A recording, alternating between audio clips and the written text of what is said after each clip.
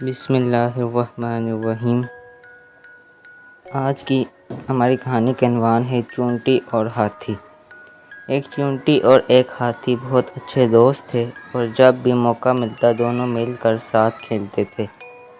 مسئلہ یہ تھا کہ ہاتھی کے والد بہت سخت قسم کے تھے اور انہیں ہوم ورک کرنے یا اس کی والدہ کو چھوٹے چھوٹے کام میں مدد کی ضرورت ہونے کے وقت اپنے بیٹے کا کھیلنا پسند نہیں تھا، اور انہیں پسند نہیں تھا کہ ان کا بیٹا اپنے دوست چونٹی کے ساتھ کھیلے، جبکہ اسے دوسرے ہاتھیوں کے ساتھ کھیلنے پر ناز ہونا چاہیے۔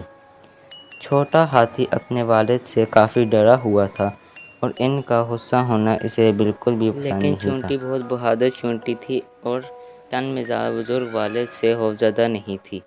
ایک دن دونوں دوست کھیل رہے تھے کہ تبھی انہیں غصے میں بھرے ہوئے والد کے آنے کی آہٹ سنائی دی۔ زمین دھمک سے ہل رہی تھی اور وہ درخت کو توڑتے پھوڑتے آ رہے تھے۔ ارے نہیں، یہ میرے والد ہیں، نوجوان ہاتھی چلایا۔ اس کے چہرے پر خوف چھا گیا۔ میں کیا کر سکتا ہوں؟ چھوٹی چونٹی نے اپنی چھاتی پھیلائی اور اپنے پورے قد سے کھڑی ہو گئی۔ فکر نہ کرو میرے دوست، تم میرے پیچھے چھپ سکتے ہو اور تمہارے والد تمہیں تلاش بھی نہیں کر سکیں گے۔ یہاں ہماری کہانی کا اختتام ہوتا ہے اور اس کہانی سے ہمیں یہ سبق ملتا ہے کہ اچھے دوست ہمیشہ برے وقت میں کام آتے ہیں۔